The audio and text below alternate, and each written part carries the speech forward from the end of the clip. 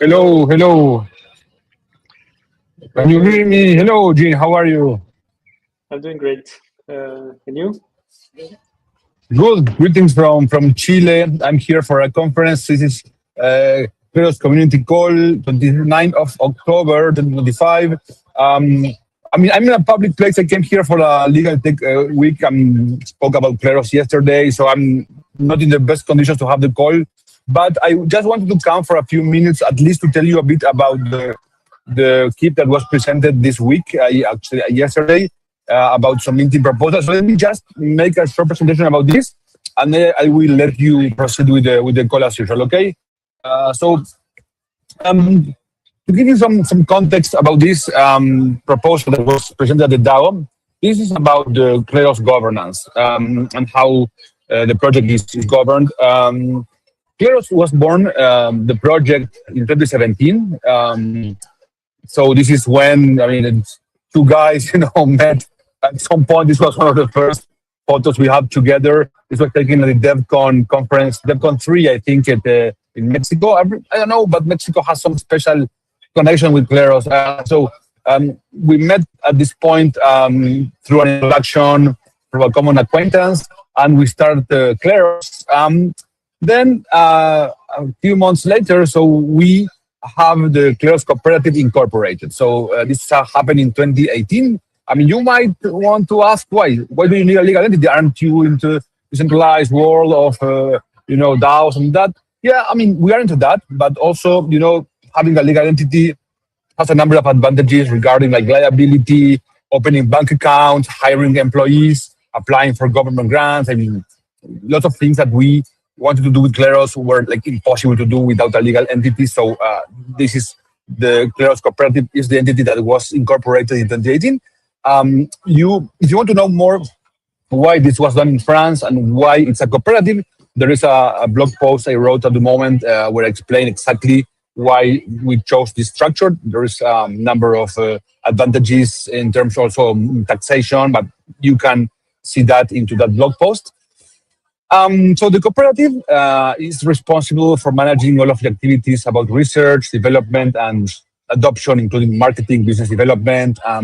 This is written in the statutes of the cooperative, and the goal is to foster justice inclusion through the development of software.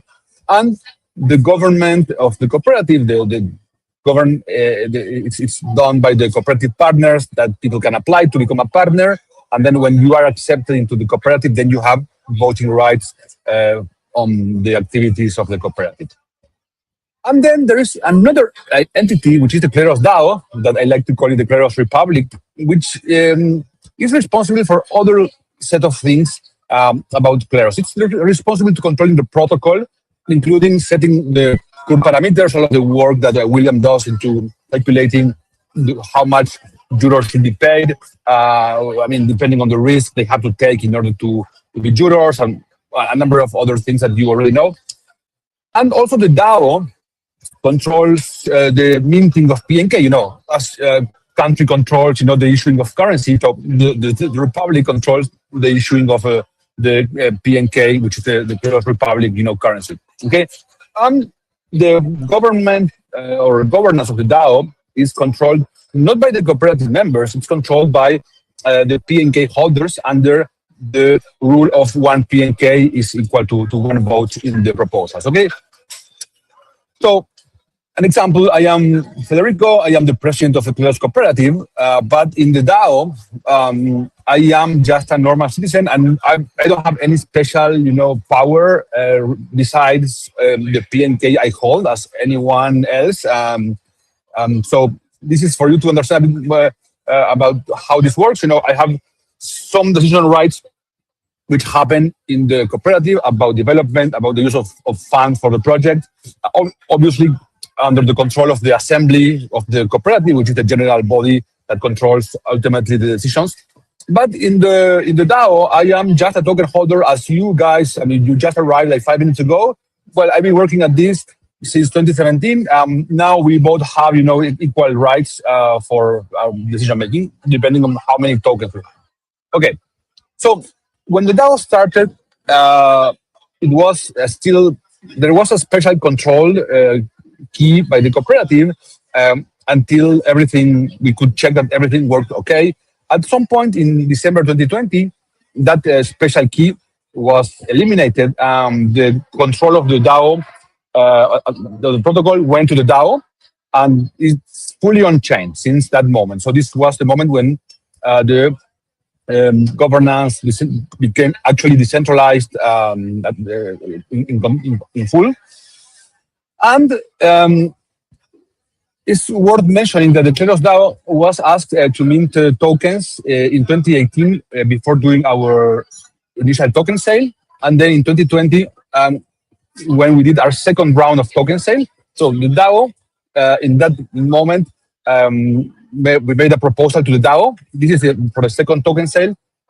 We made this proposal for the DAO to mint tokens and to give them as a grant to the cooperative. Okay, so the DAO. So this was passed. These tokens were minted by the DAO, and these tokens were sent as a grant to the cooperative.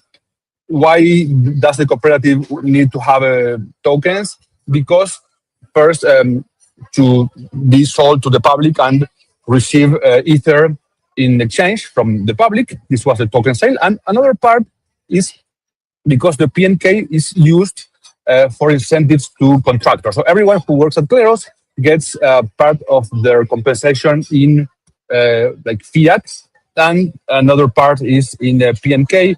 And there is a vesting mechanism, so people get the PNK sequentially, so they are incentivized to work hard for the project to move forward and be successful. Okay, so this is why the cooperative needs PNK, and the PNK that were minted at that moment and that were sent to the cooperative are almost depleted because we spend them partially in giving bounties. If you are in the Fellowship of Justice, then you get $1,000 in PNK when you finish. That is one way in which we spend this, besides the incentives we give to contractors. So there is a bunch of different situations where the cooperative spends PNK, and those PNK are already depleted. So that is why the KIP 81 calls for another minting of tokens by the DAO.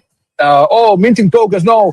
So, but this time it's a bit different in the sense that our plan is to do it. Sorry, let me see. Can you see me? Can you hear me, Jean? Oh, yeah. Yes, we can hear you well. All good? Yeah. Yeah. Okay. I mean, it kind of went a bit crazy. I thought like, well, have I been speaking to like nobody listening to me for like 10 minutes straight? No, but okay, you can hear me. Okay, all good. It's like speaking to a box and no feedback. But so this time, before you freak out because of the meeting, so this time we want to make this a bit different. The cooperative now has a more important treasury, and the goal is that the DAO will mint tokens, and instead of giving them to the cooperative as a grant, the cooperative will purchase these tokens from the DAO, right? Subject to the approval of partners, because the people who control the assets of the cooperative is the partners. I mean, I'm one of them and the president, but this needs to be approved by the assembly of partners. So this means that if this is approved, the cooperative the DAO will mint tokens. Those tokens are going to be sold to the cooperative, and so this means that the cooperative will receive the tokens it needs for the incentives for contractors, bounties, etc. And the DAO will have funds in Ether or in some other currency that it can use for lots of different activities. Okay, so this is an important step, forward in the context of decentralizing the project, because now PNK holders will start to have more control over the funding and the development of the Kleros project. So it's, as we said many times in the past, so the long-term vision is probably that the DAO will take over most operations of the project. As some people call it, exit to the community. When I went to the conference with the Sorbonne like last month, I was in the panel about exit to community with Nathan Schneider and other really cool people. Tara Merck was the moderator. So in this panel, we discussed the challenges that we have in terms of doing this transition, which is going to be progressive. It's going to be uh, controlled in the sense that projects who have tried this in the past, had a lot of troubles. Some of them went into like big governance dramas. Some of those governance dramas were like very important obstacles for the successful development of the project. So this is the context for you guys to have about KIP 81. So yeah, I mean, this will give you some idea of why this is the proposal, what this means in the context of the development of the Kleros project since 2017, and what is moving forward. So the goal is that more and more part of the control is going to be put in the hands of the DAO, starting probably with like more like marketing activities, some growth activities, and then eventually, as we start to understand better how to make a good governance system, eventually and progressively go to centralize a bit more. Okay, that's what I wanted to share with you guys. Some context on KIP 81. I have like 1 more minute if you want. Anything we need to clarify, Jean, about this, or was it clear enough? I think it was very clear. I think some people, when they arrive to the DAO, they don't know much about the history of what happened, or what was the vision of the of the tasks between the DAO and the cooperative. I think this video will be great for that, and I also think it's interesting that we are like walking the walk, not just doing the talk. Right, the same thing with Future Key. We are probably one of the first DAOs to adopt it, and now we are also making some progress on putting funds on the DAO. So I think this is pretty cool. I still need to review the proposal, of course, and vote within the cooperative, but I like that. Awesome. Well, guys, I'm have to go, but I will leave you with the community call as usual. So yeah, I will see you. I guess in Slack. Bye bye. Bye. Thanks, Federico. So let's go next with Marcos. Let's see. Marcos, are you there? Hey, good afternoon. How are you? Or at least in Argentina, good afternoon. Great. Very moved weekend, right? Lots of it things was going on. a very it was very moved this week. Well, it's still Wednesday, the meme captain is Wednesday, but yes, we're having a lot of movement, what of course is good.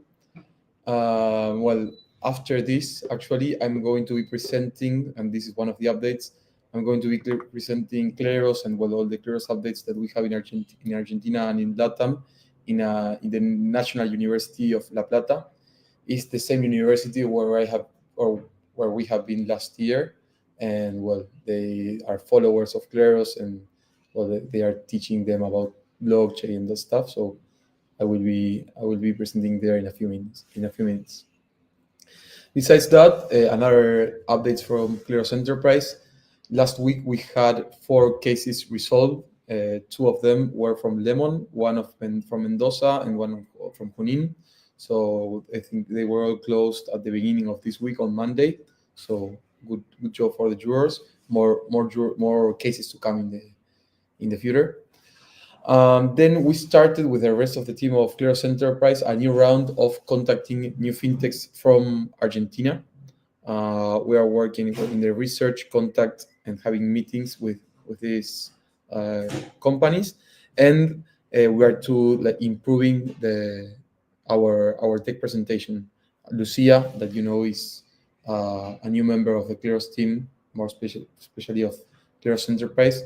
She's a designer, so besides her knowledge in sellings, she's too very good at designing presentations, so she's helping us a lot with that. And we are preparing for Dev Connect, because as you know, that's going to be a a very good possibility for us to grow, and we're going to be in contact with some fintechs from Argentina and Latam. So we are preparing for that, and we are evaluating new industries where Kleros Enterprise could work.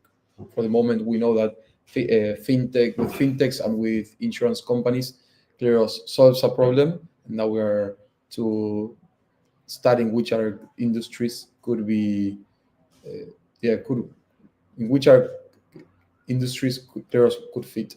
So on Monday, I had another call with people from the stock market industry to analyze this alternative. Well, last updates. We are still preparing the presentation of the juror profiles for the customer defendant. The idea is to send it or at the end of this week or at the beginning of the next one. But we have been working a lot with that this week with Facundo's and Lucia's help too. As you know, the customer defendant figure is the one that gives like more jurisdiction to Kleros resolutions in Argentina. So what the idea is that Lemon will start like implementing this figure, and for this again we have to present the profile of the jurors that are going to be resolving the disputes to Lemon. And well, last thing, next week, from Monday to Wednesday, we are going to be in an Ethereum Foundation, let's say, co-work that is going to be held in Patagonia, in the south of Argentina. And we are going to be presenting Kleros and doing a workshop to show to the audience what Kleros is, how it works, and they will have the possibility to test our courts for the first time. So yes, a lot of things from our side this week, and yeah, if we have new updates, I will be telling you during the next week. Great. Yeah, I think it's really nice that you are doing this presentation in the university, and well, Federico as well, also on this Legal Tech Week. Lots of people reached out to me saying, well, in different conversations, like worried that the Connect will only bring the people that are already in crypto or in this in the tech world. And I think these types of things might bring people from outside. This is really important, right? Yeah. Of course, the presentation that we have today is not the same one that we have next week. This today is for people that maybe like never heard about blockchain, and the one next week with this cowork of the Ethereum Foundation, they already know about blockchain and smart contracts. They want to listen more about Kleros. But yes, I think like that all kind of audiences are very important for us. Great. And just one thing that might be interesting for people, you are now creating a wallet with the email in the interface, right? Like there is this new module. Actually, that was an alternative, but there was a technique problem because that wallet is not cannot be used if you are using like testnets. When I was it later, there was a problem. I talked with JB, and he confirmed that yes, that wallet was not useful for testnets for the moment. Maybe in the future we'll find another solution, but it's for the moment.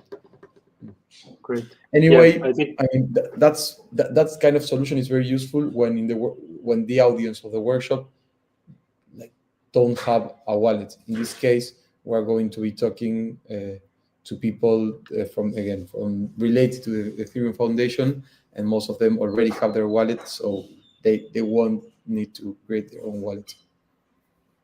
Yeah, and I think it might be useful for the new jurors that are coming that apply to the program for the consumer defendant figure, right? It will be easier to onboard them. Of course. Great. Yes. Great. Thanks a lot, Marcos. William, I'll be adding you. Hey, everybody. How are you doing? Fine, thanks. So in terms of research that's been happening, continuing to think a lot about the interactions between decentralized justice and AI. AI is trendy now, and that like, what does decentralized justice look like in a world where AI tools become more and more available? How might one expect jurors to use AI tools? How does like crowdsourced sort of justice, where you have human beings resolving disputes, normally human beings resolving disputes like in Kleros, how does that sort of interact and compete and profit from AI? We've done a series of experiments that like giving past and current Kleros cases to various AI tools, sort of look at like how they perform. And I've been writing an article with Federico and one other collaborator that we're going to publish or submit soon to a publication. So hopefully I'll have the opportunity to read that soon. I'm just like finishing the formatting for the journal style guidelines now. So that continues to influence how we think about parameterizing different courts going forward. You may have noticed we have this sort of court on V2 that's parameterized for AI agents. It has very short, it has very small fees and relatively short period times. Sort of continue to evolve as we do more research. Further on the notion of on the subject of parameters, there's a governance proposal. In addition to KIP 81, there's also, I think, KIP 80, which updates various parameters. It's a lot more routine, just, as crypto prices change, we have to update the parameters periodically. And again, I think this is already on for a vote on Snapshot, but, if jurors in different courts have thoughts on how high the fees are, ultimately those fees sort of reflect how hard it is to do those different tasks the jurors do. And the best people to give input about that and to sort of make propositions, propose things to the forum are the jurors themselves in those different courts. So, everybody should be engaged in the conditions of your work by thinking about what the parameters should be. Yes, I think it's already put to vote. I think there's still 2 days to vote, but you should definitely evaluate if you are a juror. Right now, most of the cases that we're getting come from the curation court.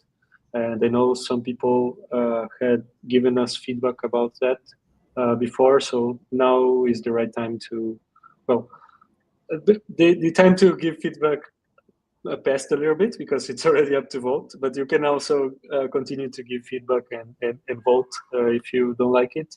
And we can take that in consideration for the next update because this is updated regularly, right?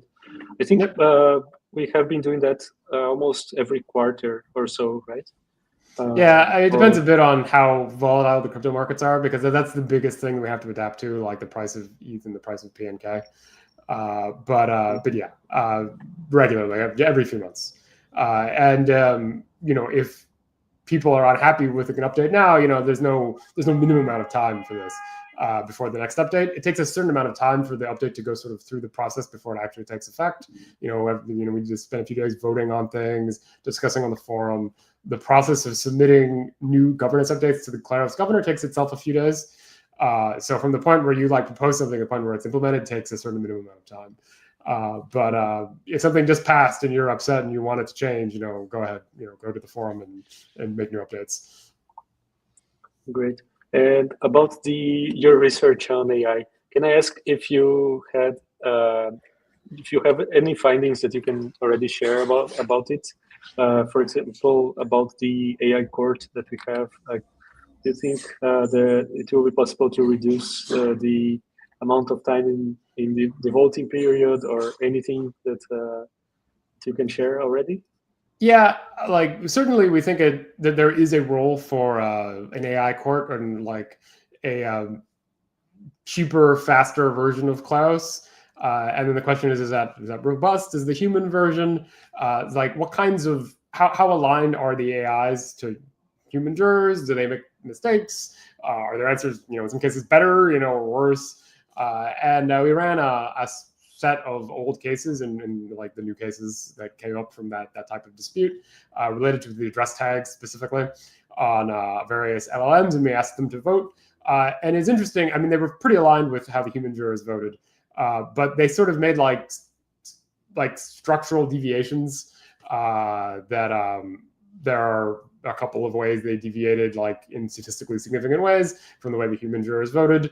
Often around like searching for information and like burden of proof, which is really quite interesting in that like AIs that are capable of searching on the internet, like you give them, hey, Claude or ChatGPT or whatever, please say, tell me what this like contract means.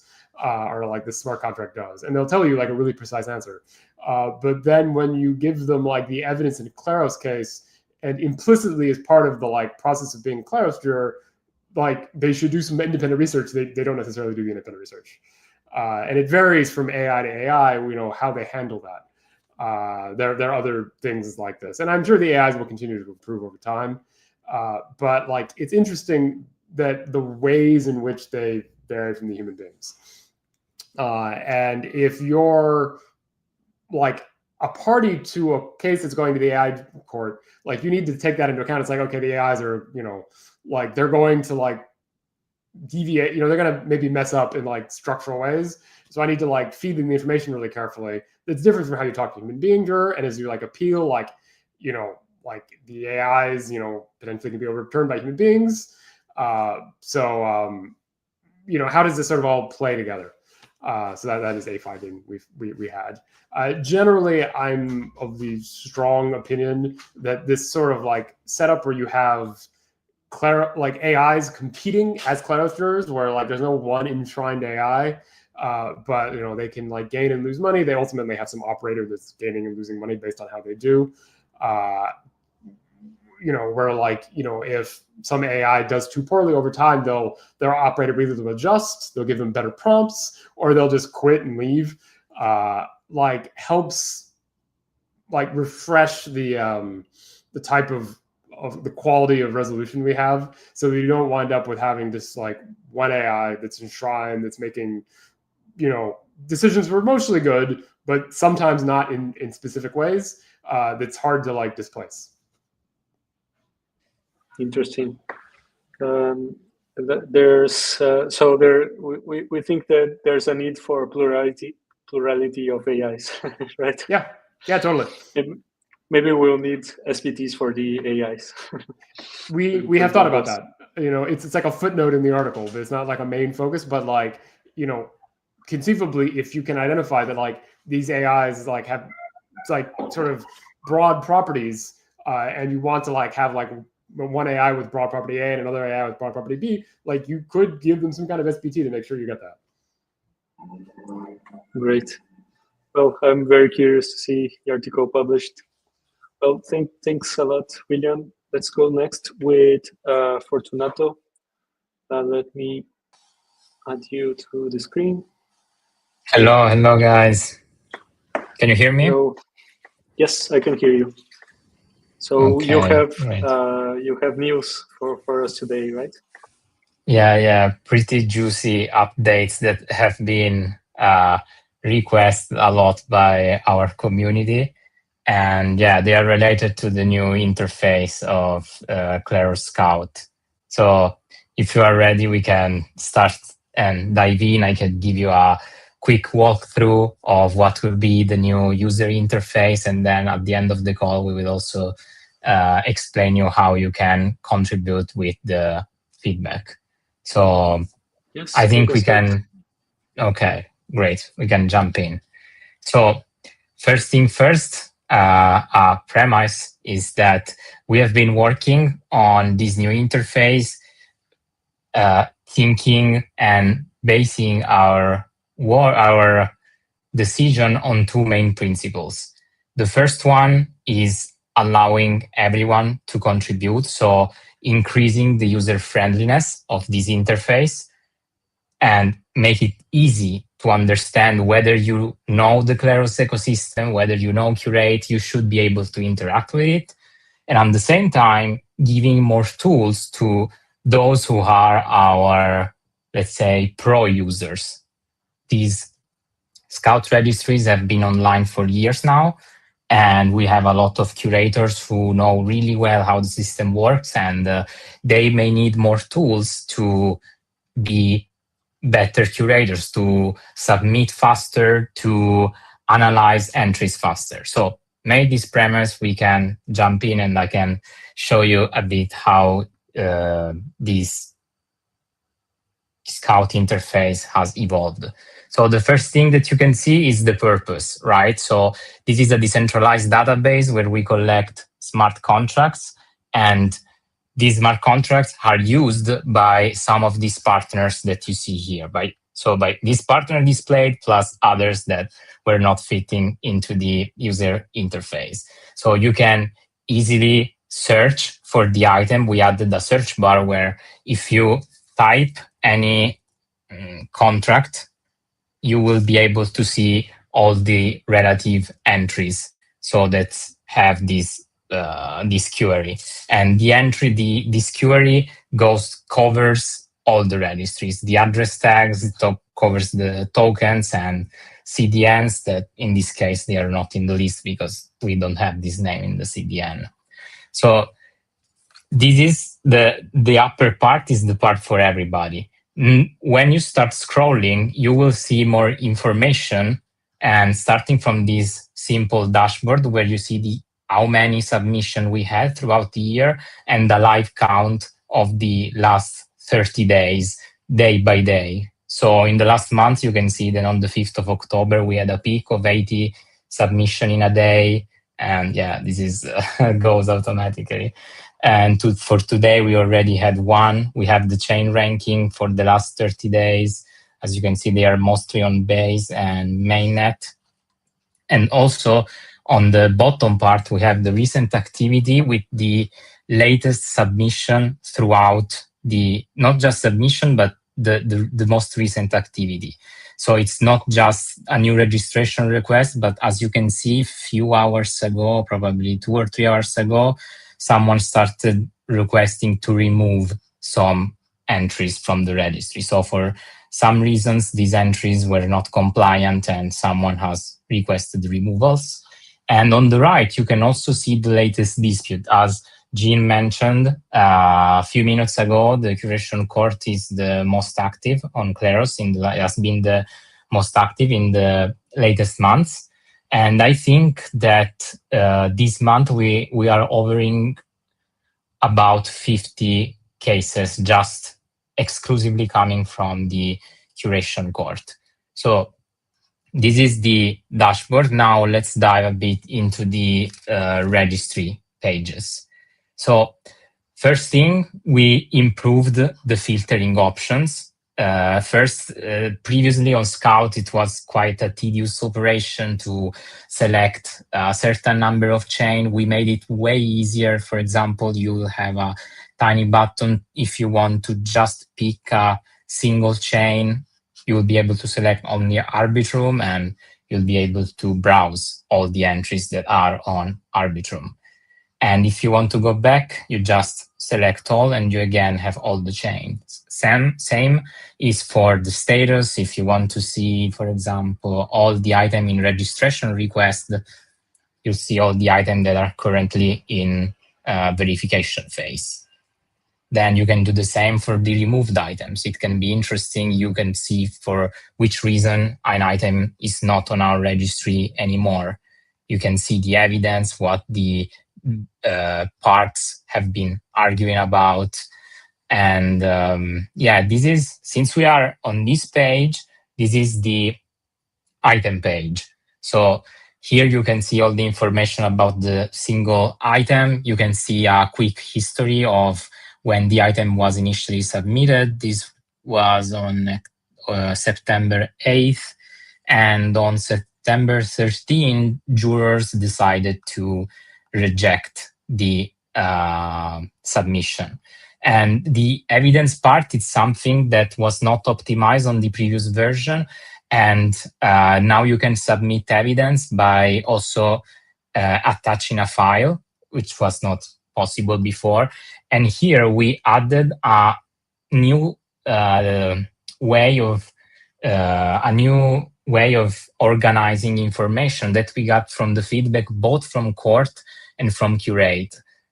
On court, it is difficult to notice when someone uploads evidence, and now jurors can easily check the evidence. It's clear when a file has been attached, then they can immediately check it.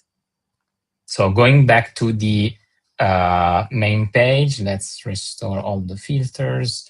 Okay, another very interesting feature that we implemented is that now you can choose between the card view, which is what you're used to on Curate and Scout, but also you can go with the list view.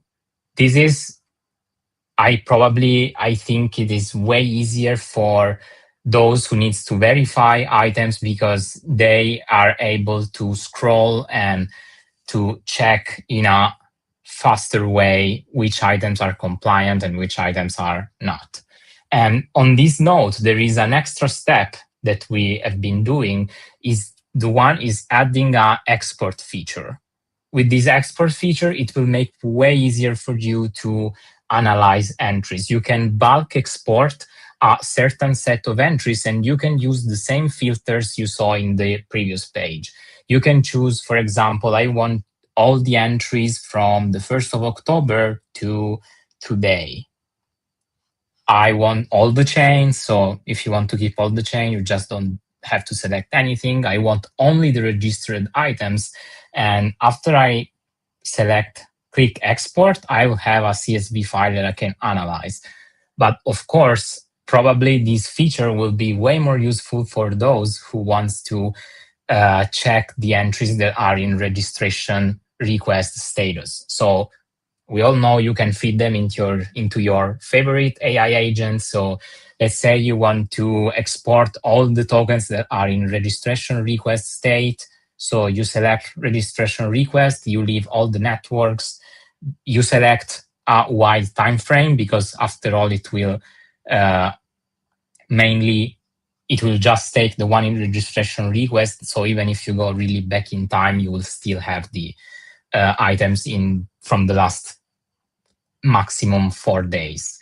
And once you download them, you can feed them into your favorite AI agent and you can analyze them quicker. If the AI agent finds some problem, you can go and analyze it. Sorry, guys. Analyze it in detail and see what was the problem. Another brand new feature that we added is having a My Activity page. So after you submitted your entries, whether they are past or ongoing, you can check them. This is a wallet that we use for Kleros related submissions. So our partner asks us to submit an item and we do like for them, or when we have our own contracts that we want to submit, we use these accounts. So there are few entries, but the principle is the same. For example, we can do a test in live. These are the 5 past entries from this account. You can choose, I want only the entries on Gnosis, for example. You select Gnosis, you go back and you'll have only the entries that are on Gnosis chain, right?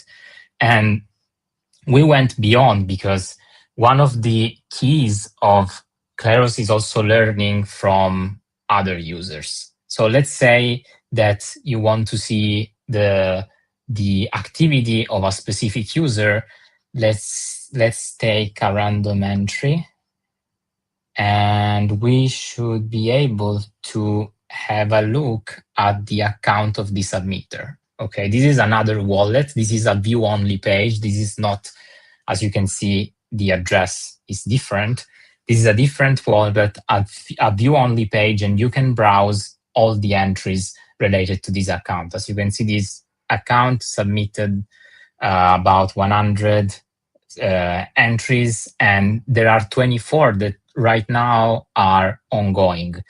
So you can see that if you are this user and you are looking at this live, you can browse all your ongoing entries. We can see if this user has something challenged. I'm checking with you. So yeah, this user apparently has an item that have been challenged. And let's see the challenge, what is about. Not transparent logo. As you know, this is one of the rules of our registries, of token registries, that logo should be transparent because for us it's easier to export them.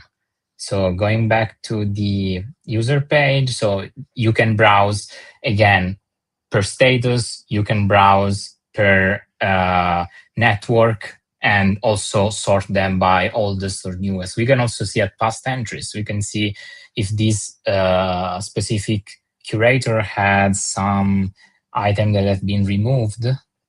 Yes, so this curator has 2 items that in his career have been removed, which I believe it's a very good score. So over 112 items, just 2 were removed, and most of this we are like, I think, above 95% of submissions that have been accepted, which is a very good rate in my view. And yeah, you can browse whether your page or other users' page. Then we add, like, I'll go very quickly from here on because I don't want to take too much time. We have a page where you can browse the active rewards. So you can see, because as you know, we are financing some entries with the Scout incentive plan. I'll get back to this on the next week with the update for the upcoming month. And as you remember at the beginning, we also kept an eye for new users. So if you are a new user and you want to submit an item, you will have a quick guide to quickly understand how this system works.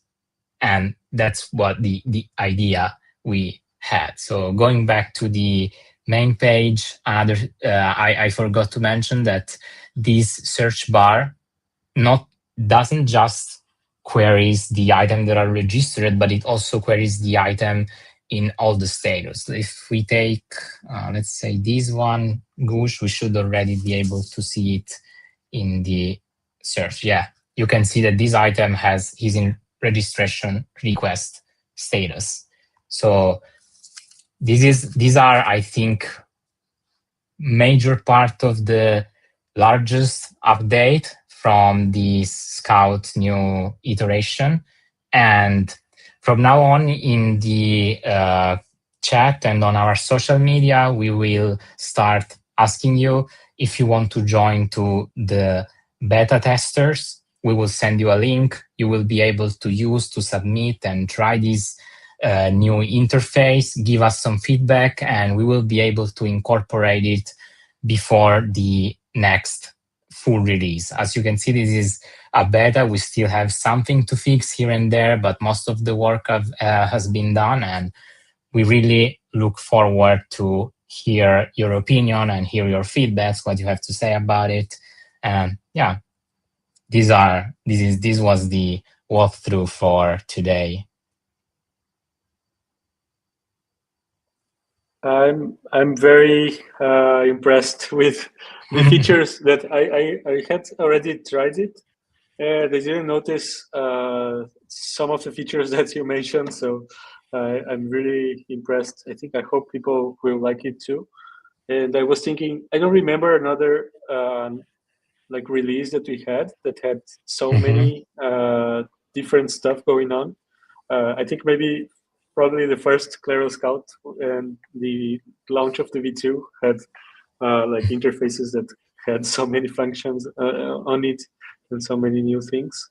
And one thing that I really like is that there are lots of learnings about about creating V2 that influenced Kleros Scout, and probably Kleros Scout will continue to grow and also influence the improvement of the V2, and also Kleros Curate V2, right? Because that will be another product. So exactly, yeah. One thing to keep in mind is that for now, this Kleros Scout is plugged into V1. So let's say the engine that we use currently is V1, but when we will switch on V2, we will not deprecate this interface, and it will be plugged into V2, as Scout has a very specific purpose, which is curation of contract metadata. And it is useful because you do not have to know how Curate works and how the whole Kleros ecosystem works. So the learning curve is way better compared to having to understand everything from Curate. So as you said, exactly, it's something that we will keep maintaining and following the feedback. Yeah. Great. And one thing that I really liked about this is that, for example, when you open the Curate interface or even the Scout V1 interface, you can see the items that were submitted, but you don't have any feeling about how many items or where the activity is or what can you do. And I think this is something that here it's pretty clear. Like you just see the graph, you see the list of the submissions per network, or you see the list of the items and see what was submitted recently. And you can really have a feel of what's going on. And well, I think probably there will be people that will start making submissions because the interface is easier, and also because they arrive at the site and see what's going on, and they want to be a part of it. So yeah, Yeah, congrats, actually, Fortunato. since you mentioned this, I will give an extra. I will show an extra feature which was not thought for our pro user, but from beginner. As I showed you, we have a account. We have a wallet that we use to help our partner to submit, because the question that we receive sometimes is how to use it, right? And in this case, if you have your own project and you want to be present on these on our partners, so on these interfaces, whether if it's on Etherscan or on MetaMask Snap or on Ledger, you want your contract to be tagged, you just have to submit. You choose what you are about to submit. You want to submit a token, you want to submit your smart contract, you want to tie your smart contract to a specific domain. Let's say it's a token, you press the token and you have your form and you are good to go. This is, I believe, we couldn't do more straightforward than this. So if you have a project and you want to be tagged and you want your project to have more trust from users from this platform, just come to this interface, press submit now, choose which type of project you want to submit, and you can easily go. So yeah, you are right. Like, we focused on making as easy and as intuitive as possible to use this registry. Yeah. I have something to, like, an anecdote about this. Mhm. This week, I'm following a project. They have like an internal, like a group of followers. And this week they mentioned, look, we are now tagged on Basecamp. And I go congratulate them. And then I see that the name of the project on Basecamp had the Kleros Curate tag. Then I asked, okay, nice. Did you submit the project to Basecamp? They said, no, we don't know who did it. But we are featured. So this was pretty good for them, because they see that for example, if they have a user that checks Basecamp after using, the user can know that they are interacting with the correct contract, that they were not hacked or anything. If they show up if the user has the Kleros Scout MetaMask Snap, they can see that it's the right contract. There are many benefits that they have, and they were happy that they were showing up on Etherscan. So it's really worth it for the projects to make submission right now. With this new interface, it will be probably be a bit easier. Maybe with 5 minutes, you can make a proper submission and double check it, right? So yeah, nice. It was really nice. I'll make a tweet about it, because we were both surprised that someone made the submission. Yeah, we have very active curators who submit a lot of third-party tags. And yeah, as you may know from our social and our previous calls, we do have incentives for submitting valuable tags of smart contracts and tokens. And yeah, follow our pages to learn how these incentives works, and yeah, you can even get some profit out of it. Great. And do you have any news about what people should expect for the renewal of the project, or should they wait until tomorrow to learn about it? For the incentive or for the Yeah. for the platform? For the incentive, we are renewing them, the one that we had last month, because from this year we started to change the incentives in cycles. So we have a cycle of 2-3 months where we release a lot of updates. So we change the parameters, as you were discussing earlier with William. Sorry, we changed the awardable chains, we loosen the requirements, and then for another cycle of 2-3 months, we keep them stable so users don't get constant change and they can keep up with it. So yeah, for next month, we will mainly renew the incentive from that, from previous months, so from current month, from October. And yeah, the main focus has definitely been the new interface and the new version of Curate that, yeah, you also know that if you follow our pages. Great. Well, so then people, if people want to try the new Kleros Code version, should they go to the Telegram and ask, or how can they? Yes, exactly. I think we will post a message and you can get in touch with one of us, of the team, and we will send you a dedicated link where you can start testing the interface and giving us feedback, which is the most important thing. We did our best, but I believe that there's always room for improvement. So we are very open to feedbacks. Great. Well, thanks a lot, Fortunato. From my side, I think the only, the most important thing that we have to share is that the third internal reviews ended the last week. We are now on the fourth internal reviews of Kleros V2, and last week we had JB talking about what are the next steps. So the next since the when the internal reviews are ended, then we start with the external reviews. So we have an auditor reviewing the code of V2 to try to find vulnerabilities and bugs, and there might be also a bug bounty for issues open to the community. And then the next step after that will be to deploy the stable version of V2, and that will mean that V2 will not be whitelisted anymore to people that participated on V1 or were registered on Proof of Humanity. It will be open to everyone. And also, there will be no limits on staking PNK that we currently have.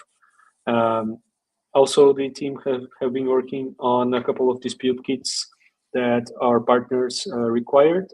So that also will probably be launched when the new V2 version is released.